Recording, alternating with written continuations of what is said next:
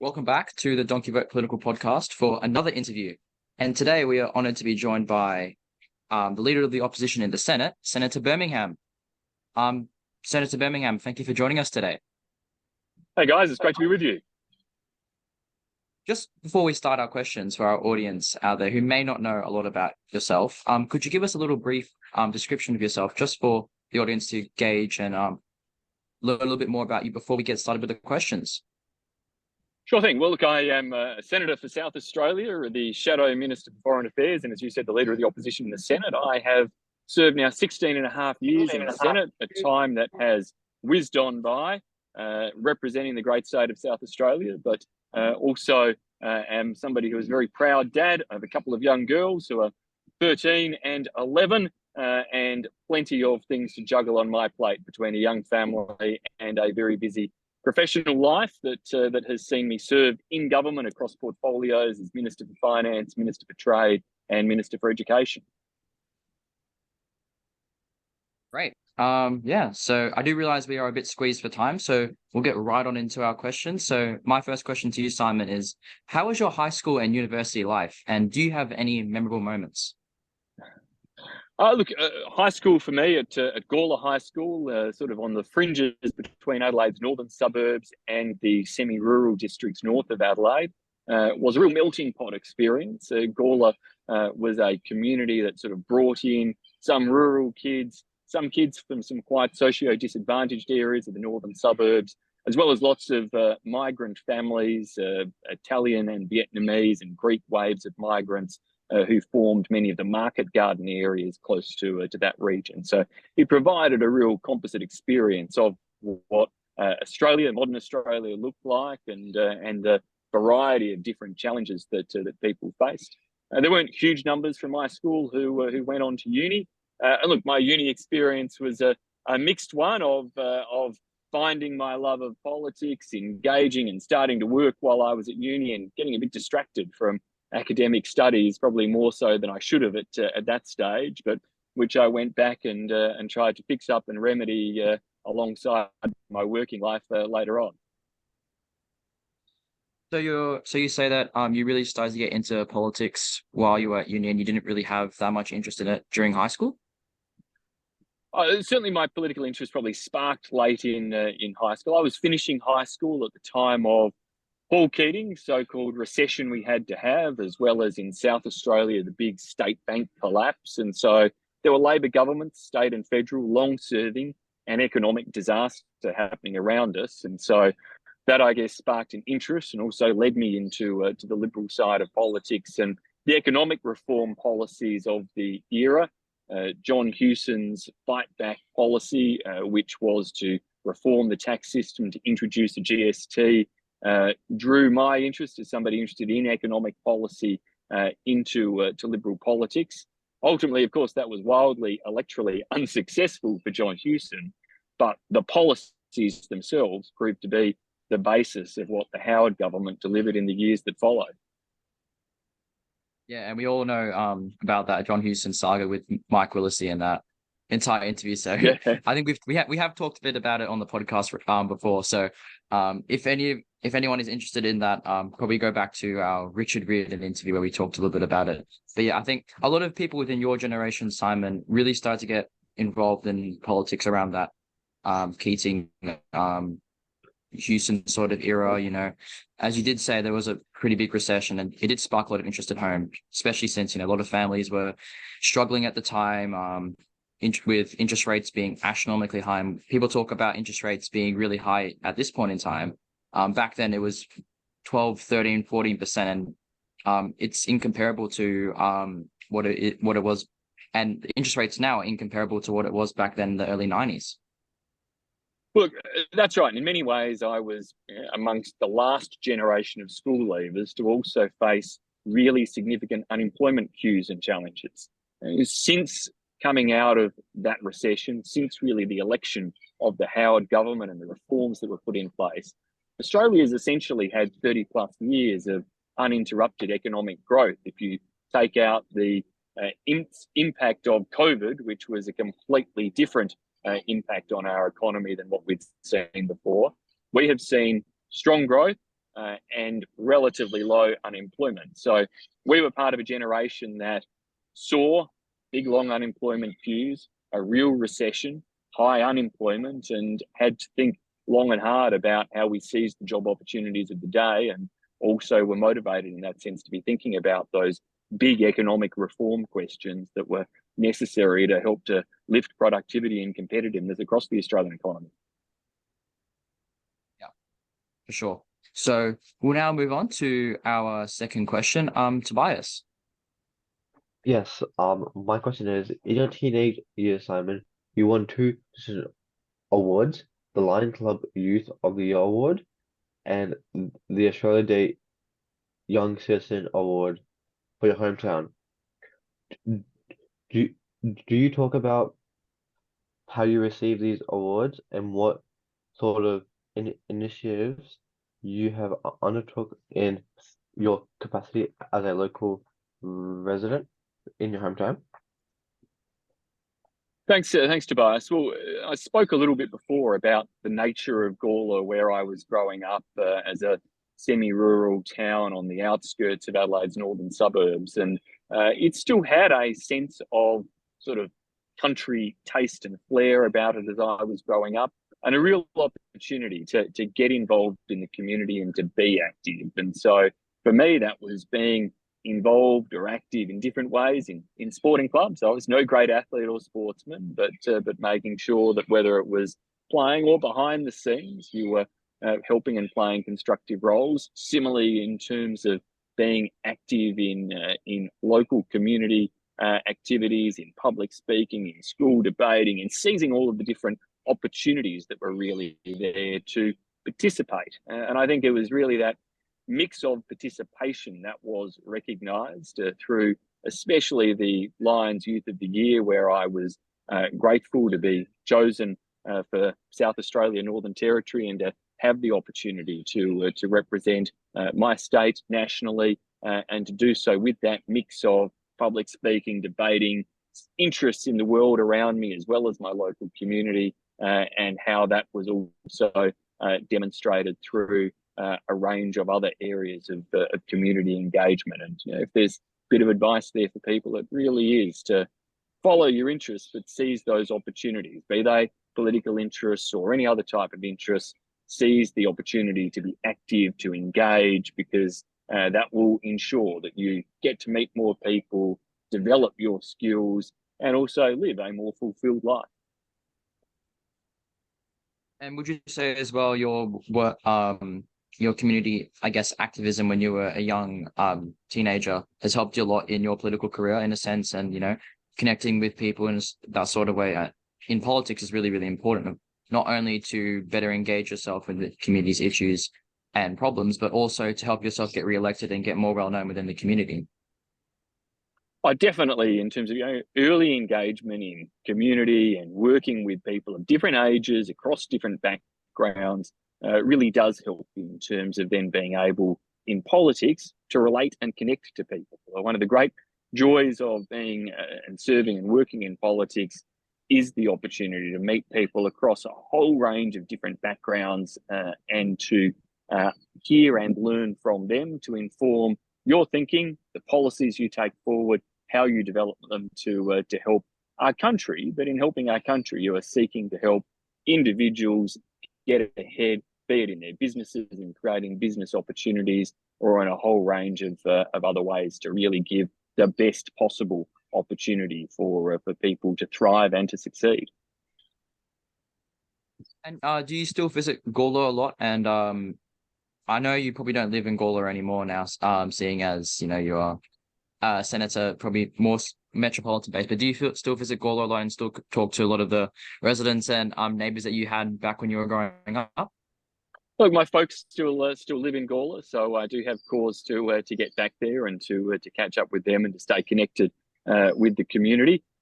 So yes, there are deep connections there. I do live closer to the city now in terms of the ease of commute, particularly to the airport, which is a big part of your life as a federal politician, moving in and around the country and backwards and forwards to Canberra as well. But that is a part of SA that still has a deep and important connection for me. And I'm guessing it will always have a deep and important connection to you as well, seeing as it is your hometown and you were born and bred there, as you said. So it's important to, even if you don't live in your, for any of our viewers out there, it's important, even if you don't live in your hometown, still would have that sort of deep connection because it is, your special place in the country. Absolutely. We'll now move on to our third question. George. So prior to your parliamentary career, you served in many elected officer roles across state and federal parliament, including roles as an advisor for the Minister for Tourism, Employment and Youth in South Australian State Parliament, an EO officer in Senator Hill, and the Chief of Staff to the Minister for Tourism and Innovation. How did these prior roles to Parliament within the political sphere prepare you for your work as Senator currently?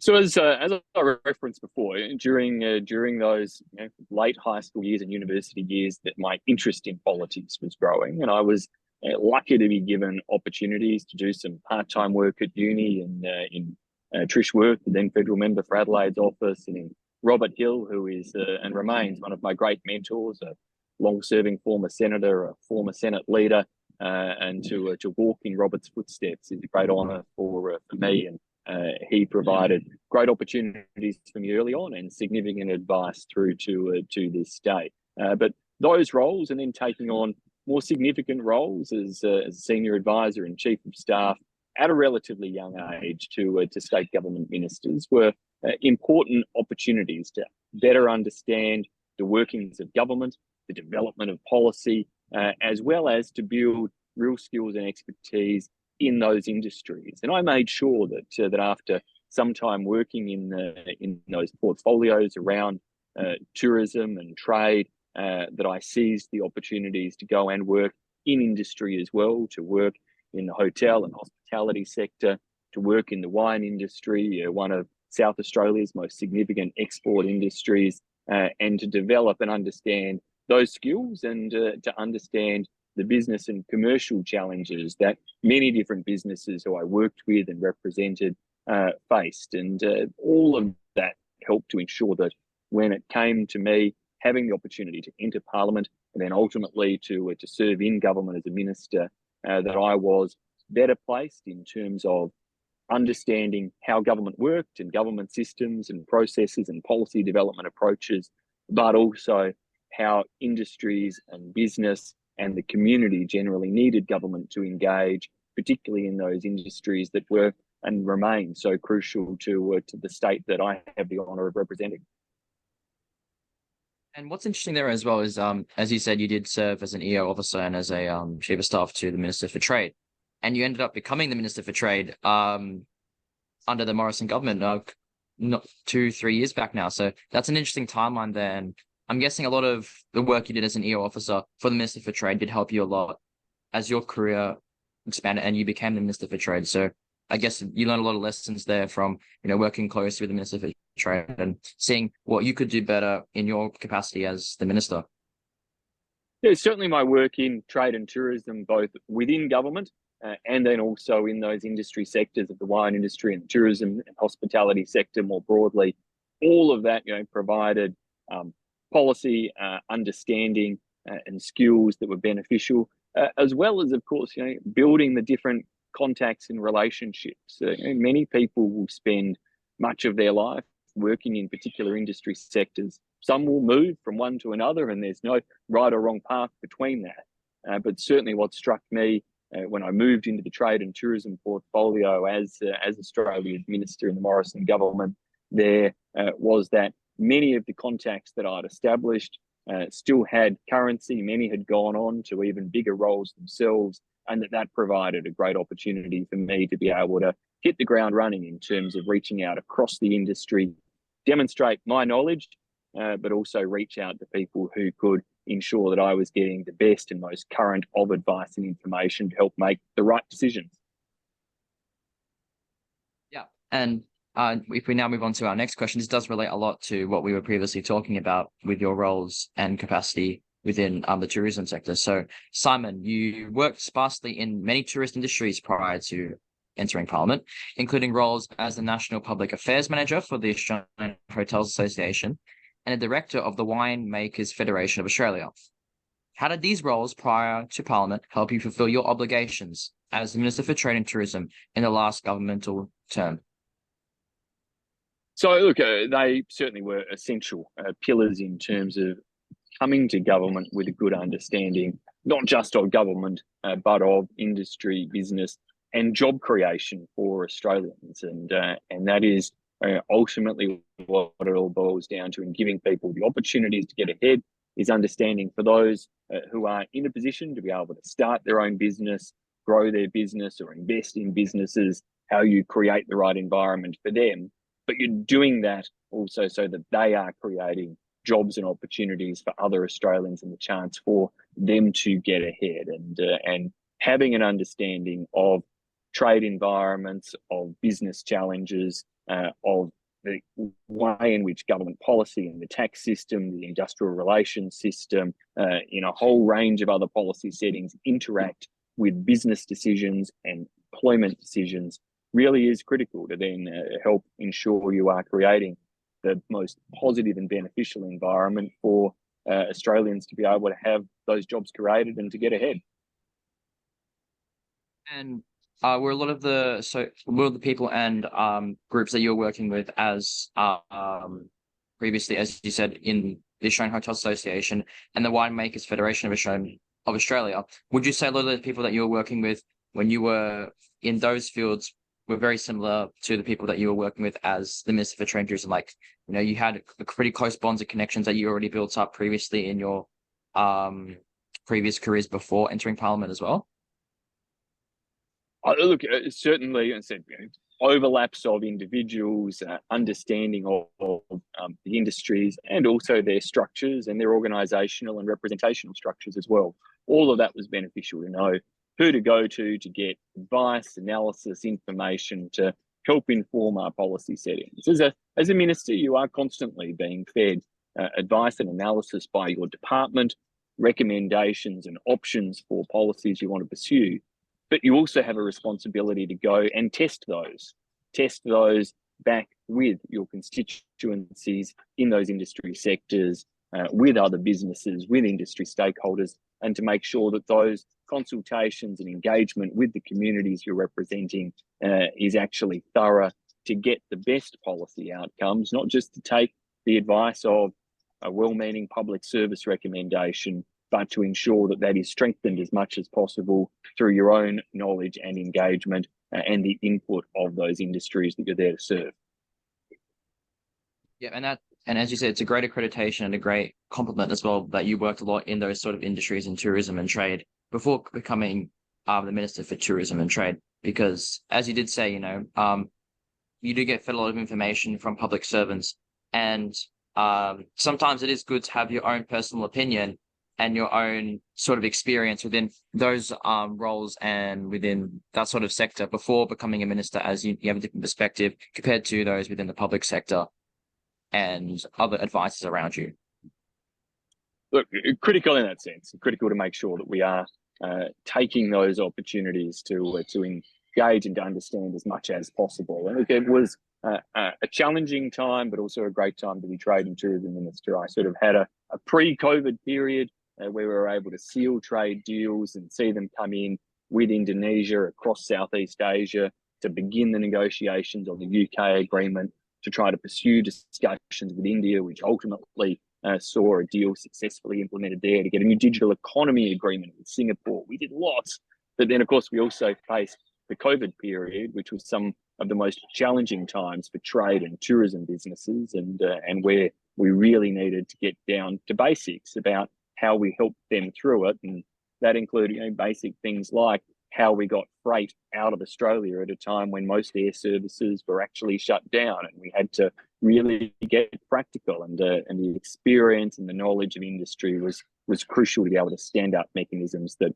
ultimately help save businesses, help keep export markets, and therefore help save Australian jobs. Yep. And speaking of Southeast Asia, I'm actually coming to you live from the Philippines. So I'm on holiday here currently in Batangas. So about 2-3 hours south of Manila. So yeah, I've been in the Philippines now for 2 weeks or so, and I'm half Filipino descent, and I know Tobias and George as well are of Asian descent. So I guess, as you said there, your connection towards Asia and trade is really, really important because, you know, it is more and more becoming an integral part of the Australian society. And I think if Tobias and George want to share their cultural alignments to India as well, that would be great. Yeah, I'm from India, which is like Chennai, which is like south. Yeah, I'm from India, a state called Kerala. Guys, that's it's a fantastic demonstration of modern Australia and what we rely on as to how we build those sorts of connections with the rest of the world and take advantage of the cultural knowledge as well as the practical and personal links that people from around the world have who have made and call Australia home, and our diaspora from different nations are such big drivers of then the trade, investment, and tourism relationships with those nations. So I can only but commend the interest you're showing in policy and politics as being so essential for also how we create that type of growth. I am going to have to make sure we move along though, because I've got to be in a radio studio in just a few minutes' time. All good, Simon. We'll move on now to our next question. So I believe that is with you, Tobias. Yes. Who would you say is your political role model and idol? Oh, look, I mean, I referenced at a very practical level before former SA Senator Robert Gill, who certainly has provided great advice and a role model at a very practical, personal level. At a different scale and level, I have always admired Teddy Roosevelt, Theodore Roosevelt, former US president, who was somebody who really drove policy reforms in the US in terms of the establishment of national park type structures and opening up of environmental opportunities, but still did so with a focus very much on how to grow the size of the US economy and influence as well as the international relations, and is an inspirational leader in the way in which he engaged, and one who I think is well worth anybody reading up on and understanding the way in which he led the US through a period of really important growth in their history. Do you have anyone else as well because I know with a lot of politicians, especially that we've talked to, a lot of them do have multiple sort of political role models and leaders in their own eyes. As I think Senator Cardell, who is a national senator in the Public Coalition, he summed up very well for us in our interview with him. I expect you all to pay attention to this. How you can improve your own handball game. Global handball fiends, one and all. It's K-Rudd here, Global Handball King. Now it's important that you're dressed appropriately. Like me. Uggies for inside. Flannelette shirt, the very famous K-Rudd Memorial between the legs, Melbourne dog shop. Welcome back, everyone. After a short break there with Simon having a little bit of technical difficulties, we're back. So, as I was saying before with Senator Cardell, he did talk a lot about how specifically you don't have to base yourself on one particular politician, and it's important to gauge and gain a lot of qualities and good things from all sorts of politicians within the political spectrum to help you with your own political career. Because as Senator Cardell said, if you base yourself on one politician specifically, in that case, not every politician is perfect. So, it's not always important. It's not always good to base yourself on one politician because, in a sense, they did some bad things in their career and they were not always right. So. Yeah, look, I mean, first and foremost, you've got to be true to yourself and be yourself in the way in which you engage in politics, and be guided by your values and be true to your style as to how you actually work with others and pursue those types of engagements. So that is a crucial element of how we should approach politics. Of course, you can learn from many others. I was fortunate to enter the Senate just for the tail end of the Howard government. And in that sense, I had the benefit of getting to know John Howard, to work with him, to learn from him. And he, of course, is a master in Australian politics, and particularly on my side of politics. But there are many, many others who have helped to shape and influence me, and of course, the readings, learnings, and observations of others from around the world is equally important and crucial. 100% agree with you there, Simon. So we'll now move on to our next question. George. What made you run in the 2007 federal election for Liberal Party and join the Liberal Party? Well, I had actually run in the 2004 election prior to that, and I should flag I'm about to get into a lift, so hopefully we don't lose the connection. But I'd run in 2004 for the House of Representatives in the seat of Hindmarsh. Sadly, I lost that in the closest race in the country in that election. So that was certainly one that was something that was very